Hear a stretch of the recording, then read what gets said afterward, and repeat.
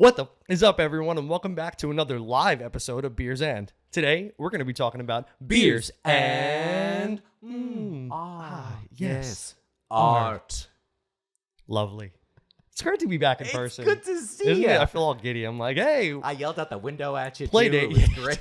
And then we got yelled at by drivers by. Yeah, she just said rock and roll. She said happy.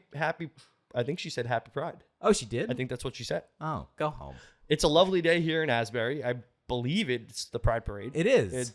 By the visual cues that I got all over town. It's raining men, but Hallelujah. on this sunny day here in Asbury. Yeah, actually, it's a beautiful day. Welcome in, everyone. Welcome back to Beers End. We are Nick and Alex. Hello. And we are drinking a super interesting beer today. Another one from 450 North. We love the good 450 North. We love 450 North. So we have a bit out of our style. It's called Golden Amber Coin. So this is from the Gemstone series. It is a sour double IPA. This is going to be interesting. I'm very intrigued. So I'm going to let you guys know what the what is conditioned on. Oh, yeah, please. And I'm not familiar with Goldberry.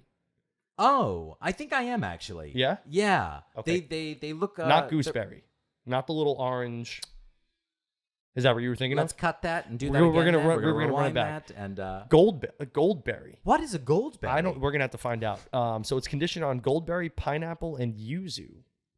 So yuzu's like an Asian citrus. Oh, okay. Like a Japanese Yeah, citrus yeah. fruit. I like that. Yeah, we need to know what goldberry is. Yes. In the meantime, while Alex goes ahead and looks that up, make sure that you still make sure that again you go ahead and follow us over on Instagram at Beers and Podcast. Same thing over on Instagram. Yeah, oh yeah, for sure. TikTok. And on the TikTok. Twitter or Beers and One, or questions, comments, concerns, critiques, beersandpodcast@gmail.com. So, and I just made a one ring to rule them all joke. Yeah. So Goldberry's actually the river daughter in one of J.R.R. Tolkien's works. And the first thing was Goldberry won wiki to rule them all. So just made a rule them all ring joke off of camera. If that's not a sign of how today's episode's going to go, I don't know what is. Okay, so we have it. Goldberries are also known as Inca berries, Peruvian ground cherry, Oh, yes. poha berry, Yes, I have seen them then. husk cherry, and Cape gooseberry. They do look so like- it technically is a gooseberry. A gooseberry. I guess. Okay, I like that. I'm into it. I'm here for it. I'm into We're gonna it. have a good time with them. You ready for the question of the day? Yes, I've been waiting. Hoping, waiting, wanting, wishing. Well, now you don't have to anymore because you're going to get it. Hazoo huzzah. What do you consider the highest form of art right now? Ooh. We're talking about art. Yes. Yes. Art. Indubitably.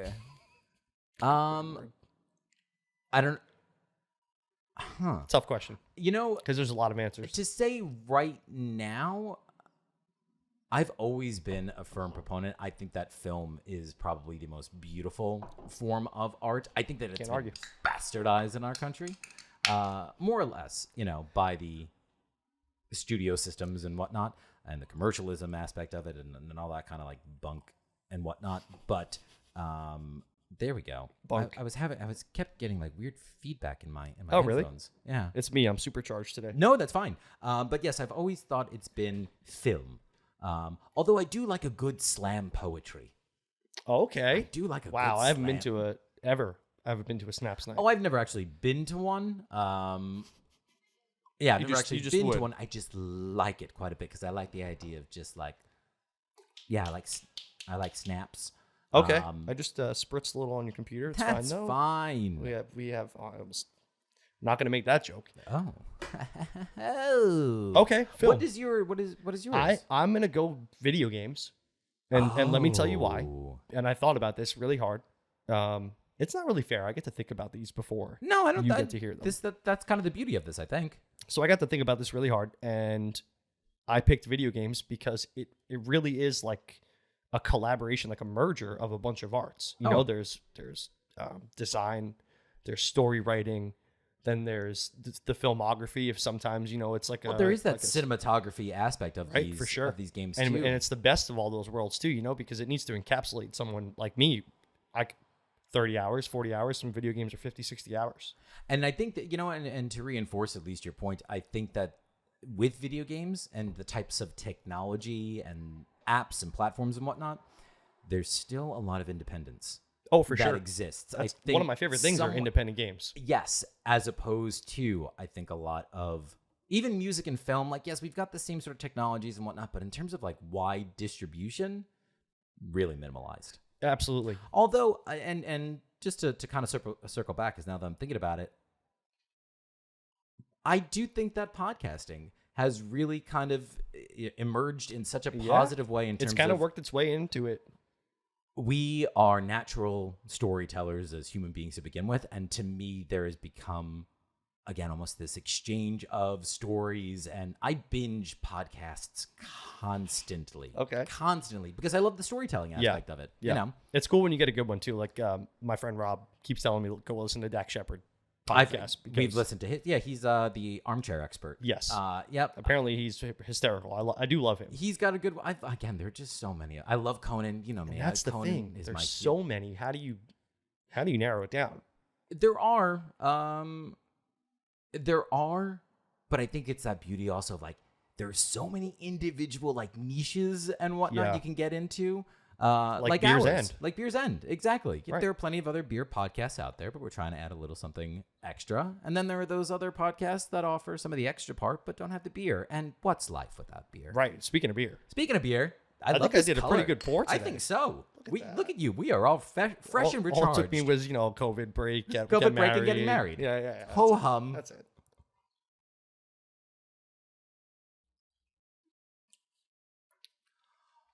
That doesn't taste like an IPA. No, not at all. But man, that flavor combination it's nice. is top notch. Wow. It's interesting because the combination of all of them, you could almost take everything out and just put in, I think, mango, and you would get roughly, I think, the same flavor. Yeah. And that's not to say that the other flavors are not, are not necessary here. They're good. They offer something little you're right, unique though. here. Yeah. There's a really interesting sour. It's the yuzu. It's got, right? I thought it was The yuzu. Yeah. It's almost like a tropical lemon. Because it's not a tart A sour. little bit. But it's more of like a Myers lemon where it's a little sweeter, sour. I like this a lot. I love the consistency this is super of this good too. Yeah, it's almost like a halfway between a slushy sour and a regular actual sour. Yeah, It's not so much of an IPA. And I love the color. This golden color is beautiful. Also, really living up to this gold coin definitely. title and you know what I don't have here? I don't have any of the hops that are in here, and I'm actually kind of curious to see what they paired these fruits with, but it's not in here. Simcoe. You think Simcoe's probably a good one because of the pineapple or and mosaic? Centennial, maybe a little Citra, bit. Everyone puts Citra in everything. Yeah, I was gonna say, and it's a sour. So, This is nice. I think that we discussed it. We probably could have it just a little bit colder. Yeah, just a little bit colder. It needs to be colder, but it's still very, very nice. This is one of my favorite beers from them. I think so too, because you and I discussed, and I think I may have mentioned it on another episode. I started to hit my 450 North breaking point just a little bit, and I think it was because of the sour slushies. It could be that really aren't that sour. No, and I think that's because I love a good. Yes, I love sour beer. Had a wonderful beer yesterday at Twin Elephant Brewing. If you're listening, it's called Zen Fountain, and it was a mango sour. And actually, Christina had it, and she took a sip, and she was like, "Oh, Nick would like this." Really? Because it has that bite. I love that. You need it. You need that kind of balance in the beer. If it's too sweet, it's no good. good. I'm not gonna like that at all. Right. This is really good. I do think it's one of my favorite beers from them. Yeah, especially of the recent ones that we've had. Most definitely. I'm gonna throw. Man, I love that pineapple and yuzu together. It's so unique. Yeah, very. I'm gonna go I'm gonna go 3.95. Oh, okay. You're a little lower than I am. Okay. I'm. This is actually, I think maybe one of my favorite sour IPAs I've ever had. It's the IPA, I think, to your point, is missing just a little. And I think that, to their credit, trying to balance that sour and bitter is never, I think, going to be a very easy thing to achieve. That's why I don't like sour IPAs, because they're never right. They can't balanced. balance very much. And it's the yuzu that's Definitely. doing a lot of the heavy lifting. heavy lifting. Because that pineapple is not a sour fruit. No, but it has that, like, sometimes I feel like it has that puckery quality. If it's a little bit more because it can acidic, be really punchy. If you haven't let it ripen all the way. Definitely. I think that's what it is. Yeah, this is really tasty. I'm going to go 4.42. Oh, shit. Yeah. Really? Yeah, because like we were just talking about, whenever I have a sour IPA, it's never the sour that I want. And this is closer to that, because like I do like a little bit of a sweeter sour, even though I do like the drawback and the punch of the actual sour note. Yeah. But this is hands down the best sour IPA I've had. Look at you go, 450 North. Crushing. 450 North. Crushing the Alex's favorite. Yeah, they're getting up there. Yeah? They're getting up there for sure. I had we were talking about it off air. The Voltron beer that I had at Twin Elephant yesterday was a collab between them and Conclave. Oh, really? Was it? Oh, Conclave. And you see, we have to have more Conclave. We have to, because that really set a precedent for us. Yeah, that Conclave really set a what was precedent. it, Skullflower? Skullflower. Yeah, exactly. that That was a Skullflower IPA. Yeah, they didn't have anything in short cans yesterday, so I didn't bring anything for the show. That's all right. They only had crowlers. And we've got some nice beers actually coming on down the line. I know we were just discussing. Love we've got hearing that. We've got stuff from Bolero Snort coming up. We've got some Big Muddy. We've got some Zigmeister, going way back to Zigmeister. Yeah, we got to get some more Zigmeisters too. Love them. For sure. We got some good stuff coming on down the pike. We always do. We always do. It's us. Come on. You jackasses. Nick, good job introing the socials today. I didn't have to do that. Thanks. I think I did, you. although I think I said hit us up on Instagram at Beers and Podcast. That's and right. Also on Instagram. So I think I just said it That twice. would be right. Yeah. It's redundant, but it's still right. But it's still right. Okay. Yeah. Thanks. How do you feel if I start us off? I say go for it. Okay. So we're talking about art. Yes. I will admit that I kept it all in the watercolor realm. But I think you're going to find it interesting. Please. So I want to talk about watercolor, but what I really wanted to talk about, just briefly, watercolor tattoos. The style of watercolor tattoos. My God. Because it's kind of new.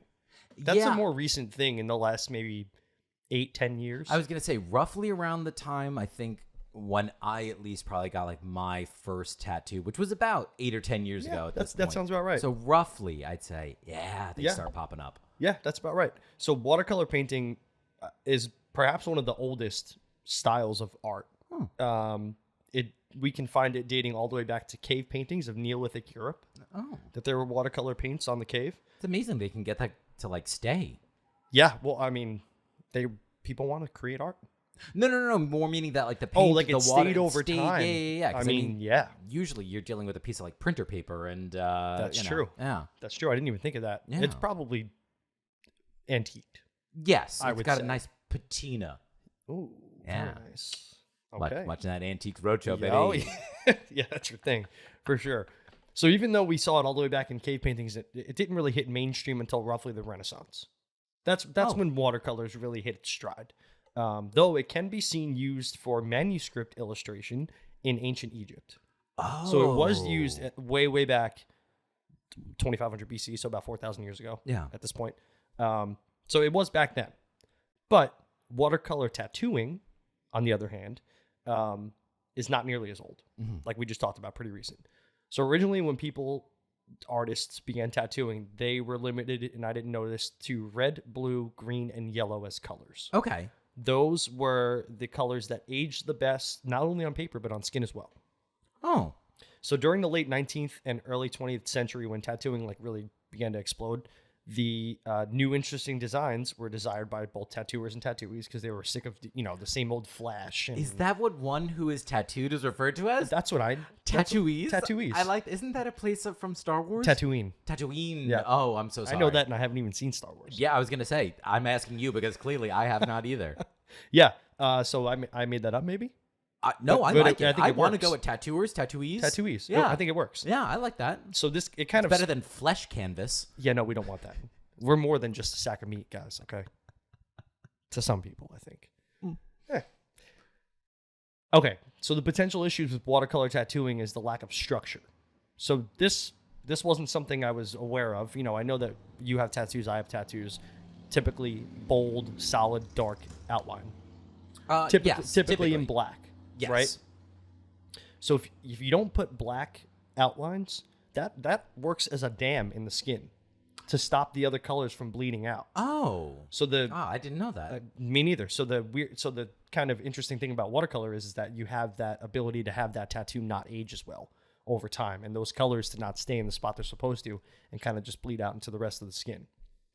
Oh. That's kind of like the downfall of it. So, like, apparently the black outline is pretty important to tattooing. My guess is that if you're going for the watercolor tattoo, like, you almost want that effect. I would hope that you've done, like, your research enough, or, like, that your artist would at least inform you of that, so that you'd be like, okay, cool. Right. Well, some artists, to like combat this, have started to use a black underpainting of the tattoo to kind of just like go in really quickly and lay a small foundation. Oh, and then get out and blast it with color. Huh. But other artists stay true to the style and just claim that, you know, touch-ups are part of the work, and they'll let you come in for free touch-ups. Really? Yeah, a lot of artists do I that. appreciate If your that. artist doesn't do that, then go find another artist. You know me, I don't have a consistent artist. That's true. Yeah. That's true. But yeah, they should. Huh. I like that. I appreciate that quite a bit. Huh. Beautiful. If you can find a good, like, a talented artist at, you know, watercolor tattoos, they are absolutely stunning. I think I've seen most of them that are either usually paint, you know, an image of like a watercolor paint to begin with, or like koi fish. A lot of. I love the watercolor. I So I love actually those. sent you. A couple of days ago, I sent you an email with some of my favorite watercolor tattoos that I found scouring the internet. And did I respond with, "Who is this? How'd you get this message? How'd you get this number?" No. In fact, you did not. Oh. But we will show you guys for sure. You know, I can't find the email, but I did send it to you. Oh, I've got it. You do on have my it? end. Yes. Okay. So if you want to take a look at those, you can now. You can at your leisure. Yeah. But we've got some. Oh, so, all right. So maybe you're looking at another. Are you not looking at pictures of tattoos? I am not. Okay, then that's for something else. Oh, okay. So maybe I never sent that email. I don't think you did. That's fine. did then. Okay, that's fine. We're having fun. We love Making it up tattoos. as we go along. We'll show you guys some tattoos. Yeah. Oh, it's over to me. I'm sorry. Wow, we took just a little break, and now all of a sudden I forgot how the format works. Where am I? Who is this? Oh God. So, we'd be remiss. Now, this topic, did not necessarily come about as a result of some of the most recent news, where some guy dressed like an old lady. You know what I'm talking about now? I don't think so. Oh, some guy was Breaking news. Some guy dressed as an old lady in the Louvre. Like, went to the Louvre, had like a cake and like... Oh, yeah, and threw it on the Mona Lisa. That's Yeah, right. and threw it on the did Mona hear Lisa. that. I did hear that. To protest climate change? First off, I didn't know that was... I think that was like the... Yeah. That's the reason? I believe that was the, like, once he revealed himself, like, the mademoiselle turned out to be monsieur. Yeah. And it was something about climate change, I believe. I'm trying to think of something witty to say, and I can't. So from now on, when I want to protest things, I'm just going to throw cake at them. I think that's great. Although, what a waste of cake. I mean, I think. Yeah. And you're not going to do anything. The Mona Lisa's behind glass. That's the best part, is that it threw it at the Mona Lisa, and it just hit the glass wall. Yeah. Okay. I think they should have just left it up there. I think that would have made a bigger statement. I'm glad he came out and did what he wanted to do. Yeah, so am I. But this was kind of interesting for me. So this first section I've got titled here is Picasso, artist, sculptor, playwright, not art thief. Not art thief. So on August 21st of 1911, the Mona Lisa was stolen from the Louvre, along with a number of other paintings and sculptures. About a week later, a guy by the name of Joseph Jerry Pierret went to a newspaper called the Paris Journal and claimed that Picasso, along with a friend of his, a poet by the name of Apollinaire, had come into possessing some of these missing pieces of art, making Picasso one of the top suspects in this art heist. Interesting. So in reality, Picasso and his friend did have some of these sculptures. Like, they actually did come into possession of some of these sculptures. However, it was this guy, Joseph Pierret, who had sold them to Picasso and his friend. Oh, wow. Even though what a crafty bastard. Right? Haha, crafty bastard. Hey. Even though the pieces, like some of these sculptures, they were like Ibethian sculptures. Even though they had stamped on the bottom of them, property of the Louvre Museum, Picasso had bought them anyway. When it was revealed to them, like once they had learned, him and his friend, that these pieces were stolen, they did go ahead and return them, but they were actively questioned, like in court, and had to appear like before like a jury and whatnot in regards to the missing Leonardo painting. What year was this? 1911. Wow. So not terribly, just a little over about 100. Very sophisticated for right? 1911, I feel. So neither of them, Picasso and his poet friend, neither of them knew the whereabouts of the painting, and there's no evidence actually tying the burglary to them, so they had to be released, and they were ultimately released. It was over 2 years later when the painting was finally found in Florence. So it turned out that it was a Louvre Museum employee, a guy by the name of Vincenzo Perugia, who had stolen the piece in an attempt to return the painting to Italy, believing that it rightfully belonged in Italy. The best part is that Leonardo da Vinci had apparently actually given the Mona Lisa to the King of France to begin with, so it was like meant to actually be in France. Yep. So according to Perugia, he entered the museum on the morning of August 1st at 7 a.m., dressed like all the other employees at the time. They used to wear these like white tunics. I don't know why, but that's evidently how they used to dress. Clean looking for the museum. I guess so. Yeah. So when the Salon Carré, which was like the room where the Mona Lisa was or is held, when it was empty, he lifted the painting up off the pegs, took it to a nearby staircase, took it out of its frame, covered it in his smock, tucked it under his arm, and simply walked out the same door that he had walked in. Wow. He hid the painting in his apartment for 2 years before he returned it to Florence. Once he was there, he had contacted the owner of an art gallery, this guy Mario Fratelli, and despite the two stories like conflicting, Perugia was expecting some sort of a reward for returning the painting back to Italy. He thought everyone was going to be like, Vincenzo, si gloria, whatever the hell. However, this friend of his actually contacted the owner of the Uffizi Gallery, which is one of the biggest, most renowned, galleries in Florence, to authenticate it. And the guy came in and was like, "No, this is the real deal. Like, this is totally it." Perugia was immediately, arrested. Well, the painting, however, was toured around Italy, to great fanfare. Oh, I'm sure. People loved seeing this thing. It is a return. Like She's one back. last little homecoming tour before it goes back over to France. Exactly. And this is in turn what propelled Mona Lisa's status to what it is today. Oh, It was a known painting, but it was kind of just oh yeah, it's that one that might be a boy, might be a girl, kind of weird.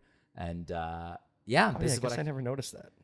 Yeah, there's very androgynous. There's a lot of actually discussion that it's actually Da Vinci's potential lover, male lover, and there was a lot of I'm thinking, man, if we ever sent the Statue of Liberty back to France, they would laugh and probably spin on it and be, look at the condition you returned this in. It was brown when it left. The best part is no, it would be better if someone from France came to take it back himself. Was we're taking it back. It is now ours. It would not be easy. No, not at all. That is not a roll it and put it under your smock kind of thing. Sir, do you have anything to claim here at Customs? No. Just this 1,000-foot smock that I carried in. This is my wife. How dare you? She is very sensitive about the size of her feet. Man, that would be a mission. I would, because you wouldn't get it back any other way than on a giant barge. I'm diving into this now. This is a real thing. Well, it came in pieces. Do we have to send it back in pieces, or do we just layer on our back and just supine? Yeah, because if you're gonna steal it, you're not gonna de-piece it. You're gonna just run away with it. I would love if that happened. If one of us these days we just looked out the window and be like, It's like the head and the torch. Yeah, and that's it. Just be like, huh? What the hell? The Statue of Liberty looks a little different. Oh, what What part seems to be throwing you off? It's summer. She's trying to lose her weight. That's It's exactly what shedding it is. She's season. trying to hot girl summer for. Yeah, exactly. Hot girl summer for the Statue of Liberty. Yes. The Ellis Island faithful would be nothing happier. Oh God, I love that so much. Hot girl summer for the Statue of Liberty. God, she's getting real cheeky. Real cheeky. Hey, that's what happens when you lift up the smock. Woo! Oh no, look away. Just a big draft. She does the Marilyn Monroe where she tries to push it down the entire time. In pieces still, just the arms. I No got shoulders. I got your huddled masses right here. Boom, boom, boom, boom, boom, boom. Oh my God. I don't know why I decided to make that into a boob thing, but there we go. Hot girl summer for Statue Here are of the Liberty. huddled masses. Speaking of Madonna. Wonderful. Yeah. Beautiful. Okay, back on track. Where were we? I don't know. Okay. It's hot though. Yeah, I know, right? Hot. Statue of Liberty. Oh, Mona Lisa, Statue of Liberty. Yes. Yeah, Yes. There we go. Oh, it's my turn. Oh, now okay, now I'm we're sorry. back to you. Oh, see, the this format is not all easy. off. This is not easy. I'm going to talk about one of the greatest treasures, or one of the used to be greatest treasures, Bob Ross. Oh. Because we're talking about painting, we're talking about art, and we would not do it justice if we didn't talk about Bob Ross. What a beautiful man. So best known for his work as the host and creator of The Joy of Painting. Turn on any episode I put, and you'll see Bob effortlessly. Wow, that's a hard word. Applying brush to canvas and making magic. It really is true. Even his voice is kind of soothing. I think. My God. Like yes. super happy trees. Just a happy little bush. And honestly, just watching him paint is a joy. So I'm all on. Super soothing. So, and I can attest to this because I was there. Bob Ross had an entire bachelor party of men on the last day of the bachelor party, glued to the TV for 4 or 5 hours. The best part is that you're not the only person to like tell me, not just about your experience, but like in general. Watching The Joy of Painting is the equivalent to like, when you put like an infant in front of like a fish tank and they're just mesmerized for hours. That's the adult equivalent. Is like 100%. Put on Bob Ross. That's our what do they call it? The thing that spins in the crib. Isn't it called a monitor? No. I don't know.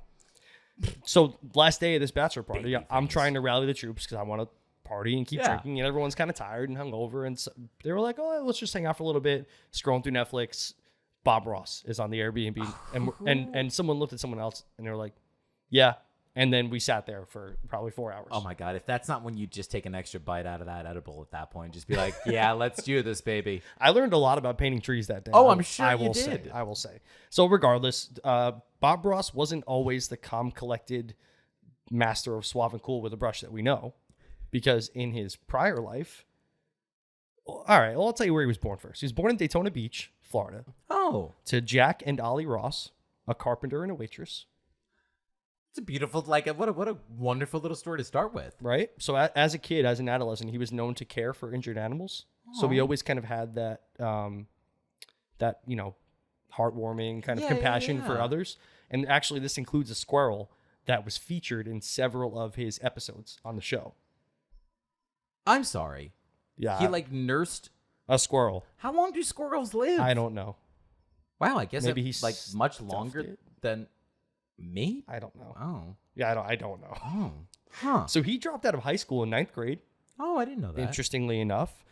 He also lost part of his left index finger while working with his dad, carpenter. So, I feel bad because I watched the Bob Ross documentary. I don't remember any of this. Maybe they didn't tell all. it. Maybe they don't have this information. Huh. You're hearing it here first. Maybe second. Hot-hitting news. You're here. It's now. So it's new to me. So obviously, losing part of his index finger didn't impair his ability to hold the palette. No, I guess not. So that's good.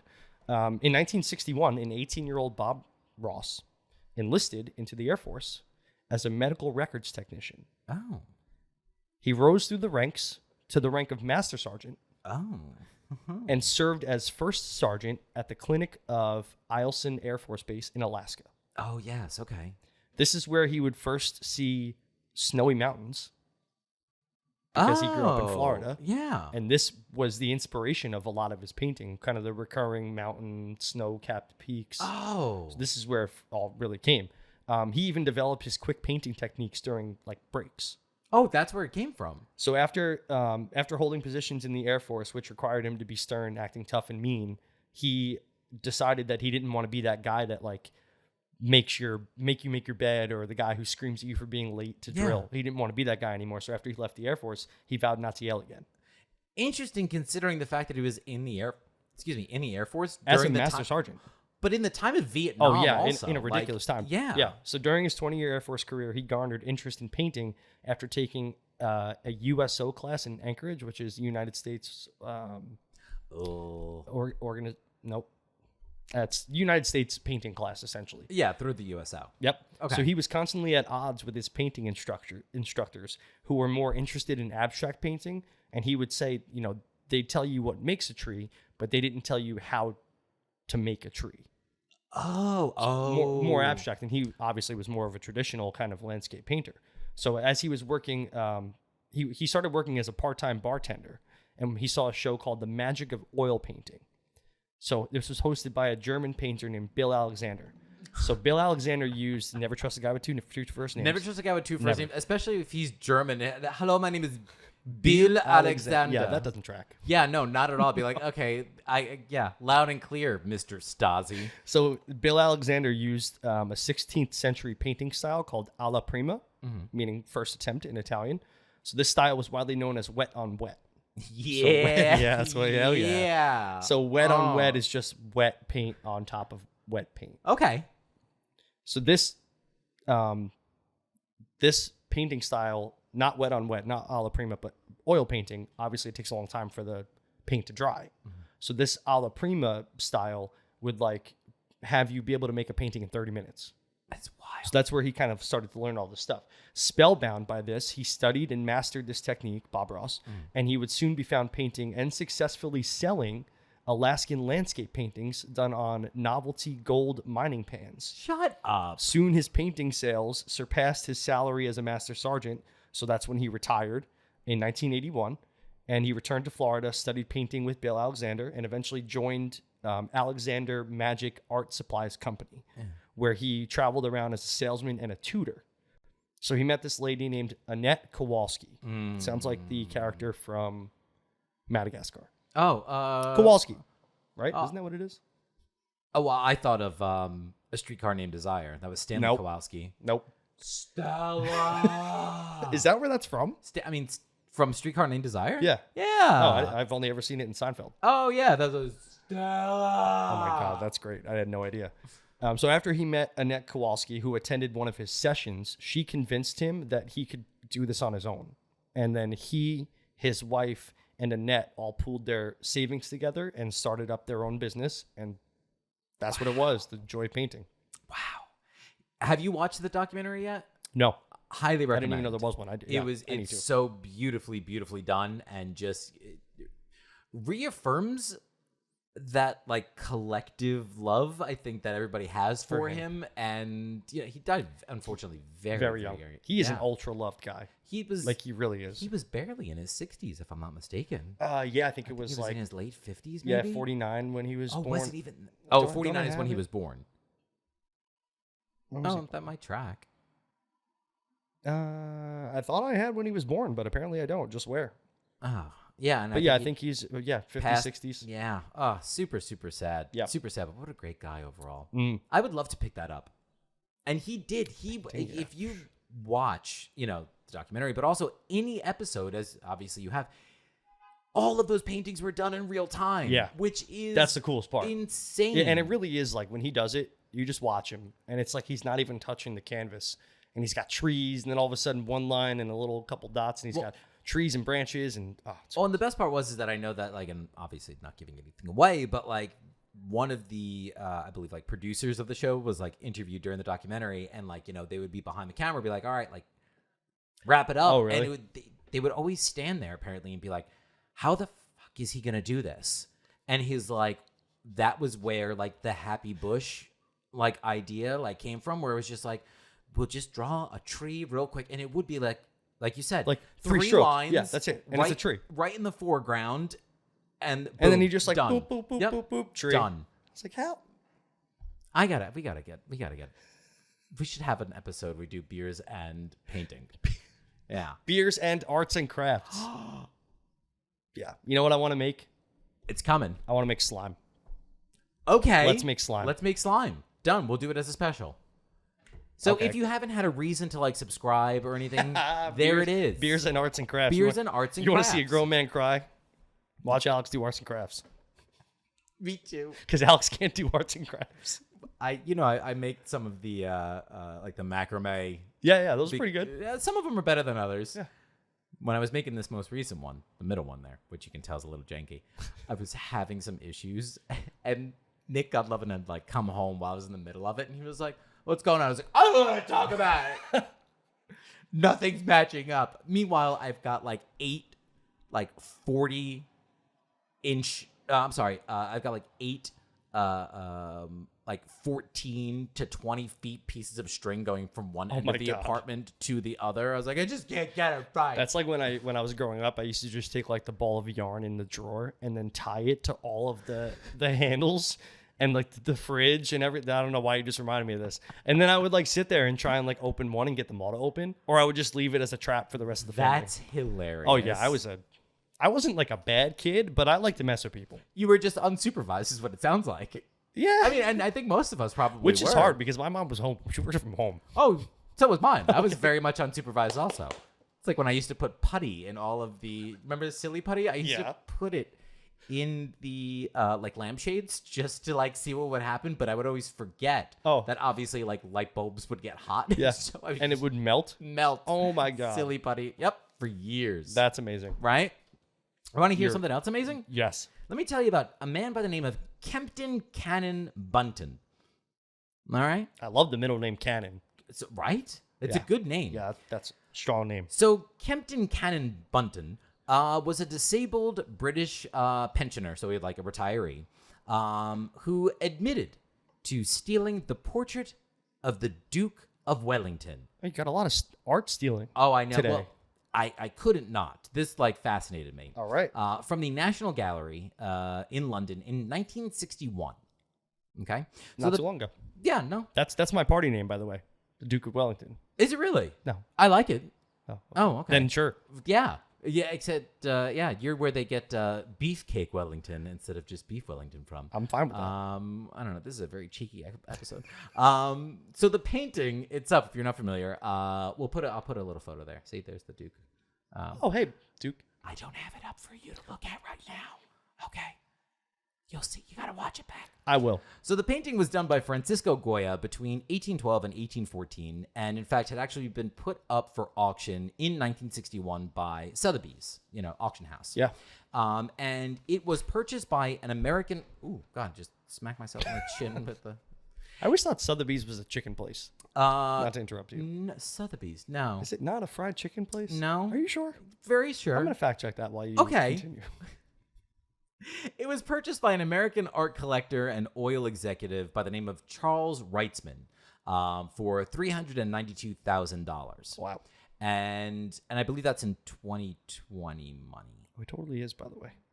A chicken place?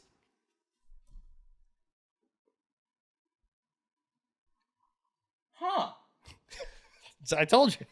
Wow. Fascinating. It's also Can you tell I haven't had any food today? No, I can. Yeah, it's all right. I had a chocolate chip cookie and that's about it. Ooh.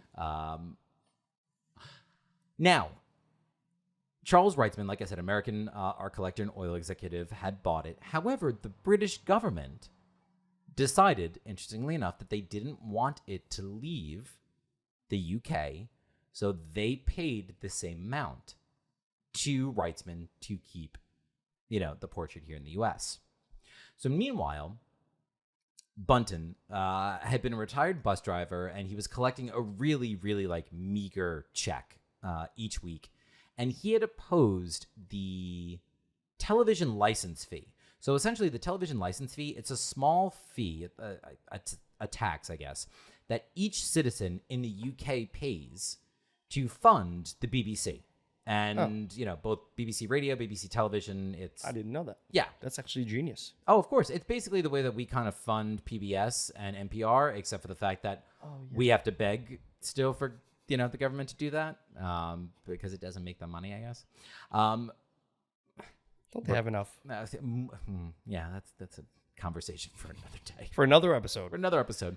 So he opposed the television license fee for pensioners in particular. He didn't think that, retirees should have to pay it. So in fact, he had actually been imprisoned several times for not paying the fee. Interesting. Mm-hmm. As a result, then, he was enraged by the idea that the government would pay for the painting but not have pensioners have access to the BBC for free, and he decided to do something about it. So according to Bunton, he learned through conversations with guards at the National Gallery that the infrared alarms and security systems that were in place were disabled each morning for cleaning, so they can clean the portraits, they can clean the statues and whatnot. So apparently on the morning of August 21st of 1961, Bunton claims that he loosened a window in a bathroom to the gallery, removed the painting from its place, and then left through the same window. Police initially thought that the work of art was stolen by an expert art thief. So they were kind of looking into, I guess, known perhaps art, dealers and whatever.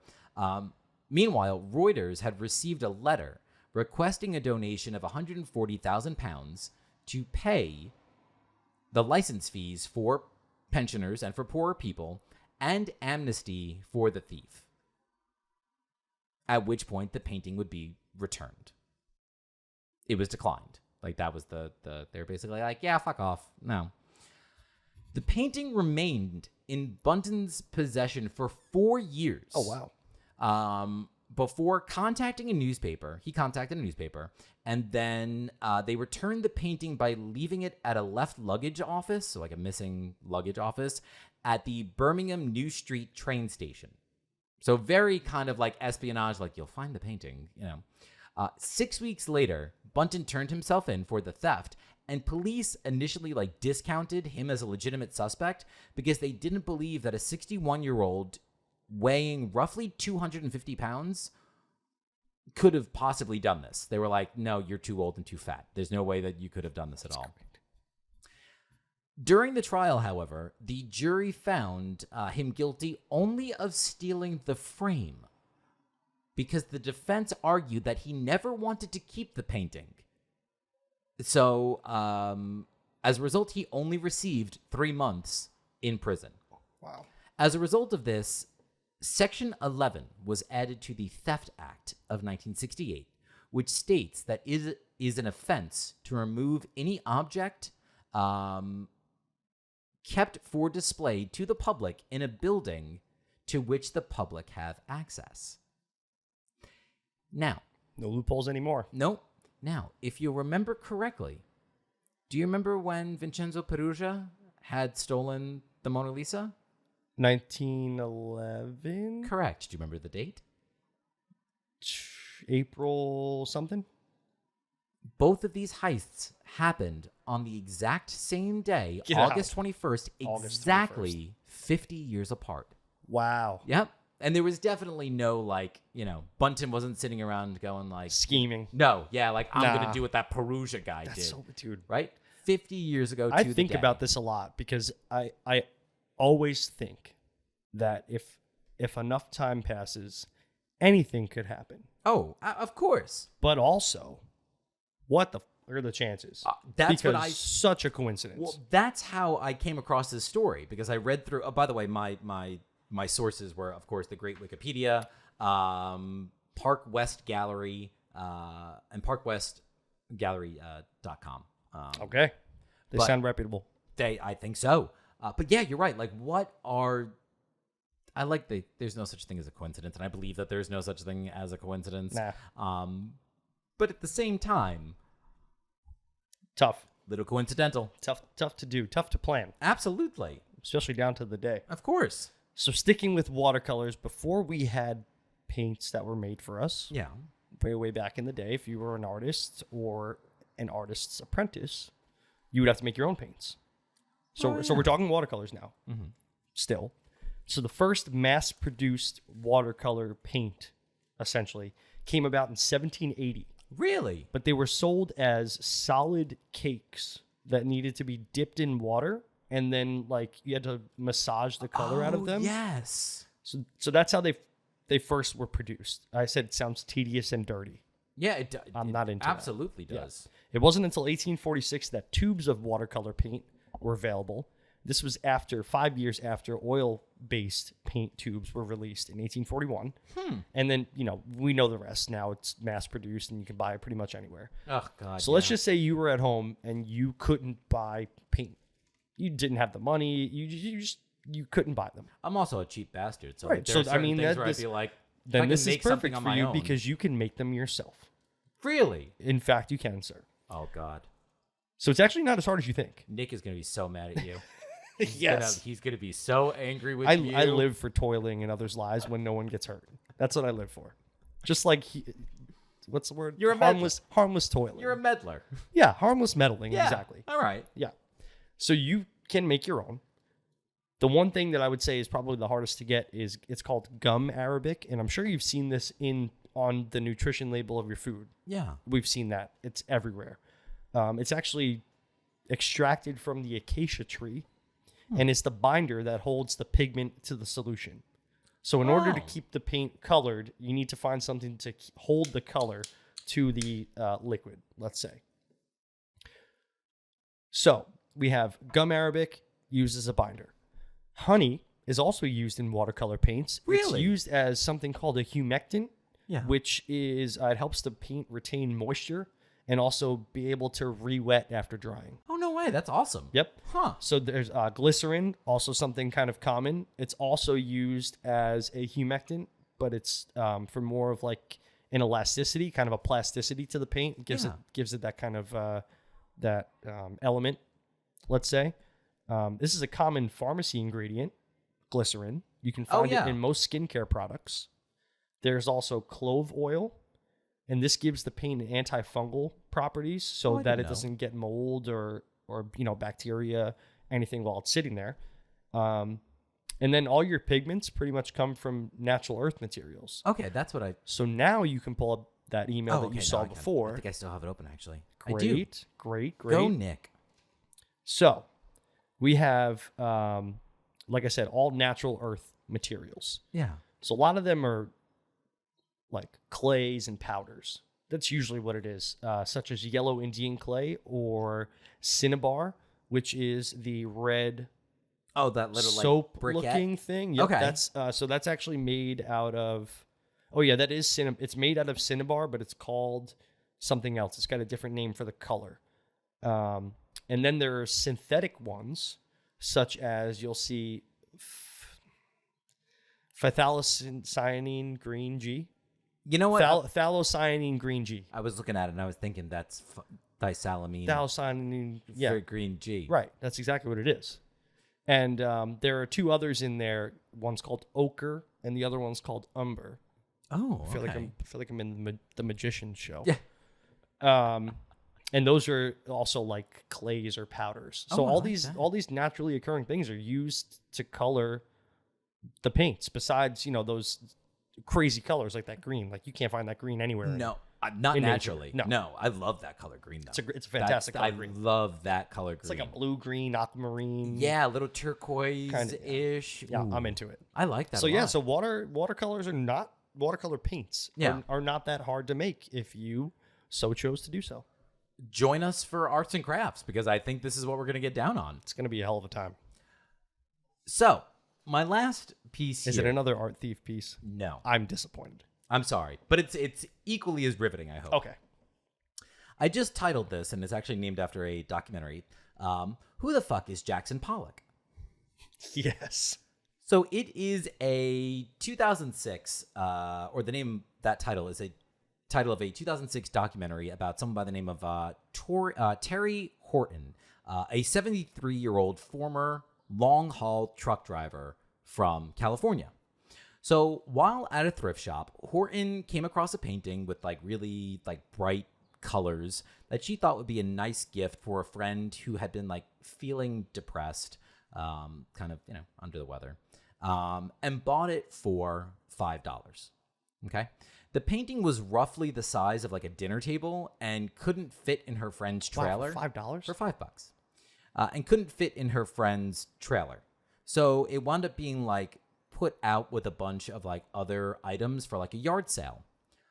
A local art teacher had like been walking by and claimed that it looked like a Pollock, due to a lot of the similarities, despite the fact that it didn't have a signature on it at all. So through the course of the documentary, and I have not come across it yet, or I shouldn't say that, I just haven't watched it yet. I'm fascinated to.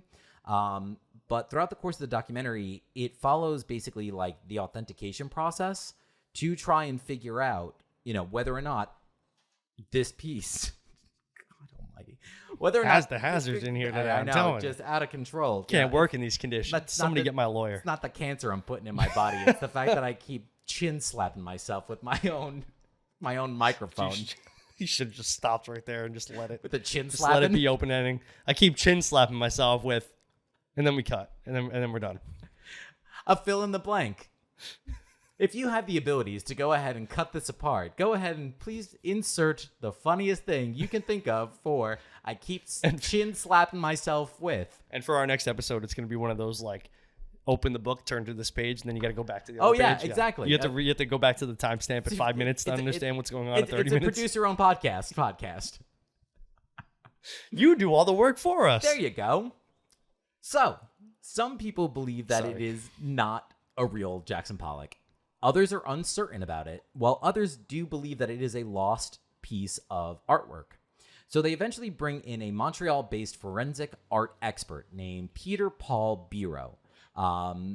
He was eventually brought in and claims to have been able to match a partial fingerprint on the canvas to a print that was left on a paint can in Pollock's studio. Oh, God. As well as some of the the paint particles. He was able to match them as well. Get that job. This is it's a legit It's great. job. Like I know it is because I've watched what's that show called? Pawn Stars. Oh yeah. I've watched Pawn Stars. So I know the forensics experts are a big deal, but how does one fall into that? Yeah. You go to school for art history, and then you realize you can't do anything with an art history degree. I'm sorry. And then everyone else, you're like, oh, crime shows. Yeah. I'm sorry. My cousin went to school for art history. It's cool. But then she went to law school. She's so I mean, it's all good. So twice though, the validity of Bureau's findings were called into question. So eventually, Horton had met with this guy, Todd Volpe, and they had founded a group called the Legends Art Group, which would manage and sell art that had been authenticated by science. Because, again, a lot of people think that so there's something that's referred to as provenance. Are you familiar with that phrase at all? Mm-mm. So provenance basically refers to the traceable history of a piece of art. Can we say so-and-so purchased this or owned this in such and such time? And there are full books that are filled with provenance stories to authenticate pieces. Interesting. Horton had then done a number of rounds on TV, with the painting, showing it off, and because it was again $5 at a thrift store, and later then turned down a $9 million offer that Volpe had secured for her from a Saudi buyer. She turned it down, saying that she would take no less than $50 million for the work itself. However, Terry Horton had died in 2019. Without having ever sold the piece. Oh, so the piece, from what I can tell, is still in the possession of family members of this the Horton group. heir. Yeah, and no one's, there's still this question: is it real? That's is it not wild. real? Right? Which always goes to show you. Every once in a while, if you see something at a flea market, at a thrift store, I'm notorious for it. I've bought things for $5 and realized that they've been what they actually are. A couple $100 that I've gotten a couple things. So the real moral of the story is go to flea markets because you never know what you might sales. They're the best in the world. Just you wait. Our buddy Dan is just finishing up with the school year, and Dan is notorious. Oh yeah, my God! I forgot he always used to work at Englishtown. And I am so excited to go shopping with him. He's a treasure finder, that guy, for sure. Yes, he is. That dude could smell a truffle from 6 miles away. That is. We should train Dan to sniff out truffles. I don't know how he'd feel about that, but at the same time, I feel like he'd be okay with it. We'll have truffles forever. I can guarantee you that he's probably listening, so or watching. So Dan, get working on it. All right. Guess what we've got in mind for you, buddy. Gonna start calling ourselves the Bloodhound Gang. No copyrights. You and me, baby, ain't nothing but truffle hunters. So let's do it like they do on that Beers and Do you podcast. remember when we were in high school and they came out with that CD? No, we were younger, weren't we? We were younger. You're right. We were in middle school, or maybe even like sixth grade. Yeah. Oh, I was gonna say we were Sixth definitely grade. young. Do you remember when they came out with that CD? Yeah. I'm gonna end on this. Have you ever seen that CD? The cover? No, the actual CD itself. Ooh, at one point, if you put a gun to my head and said describe it. Okay, so it's skin colored. Yeah. And it says, put your tongue through the. Oh, no way. Yep. Looks like a nipple. Every time. I love that. Good on you, Bloodhound Gang. That is art. Hey! That is art, baby. Yes. Yes. Yes. Nipple. Nipples. I think that's good enough to end on. I think it's a great place to end. Okay, we'll see you later. Goodbye.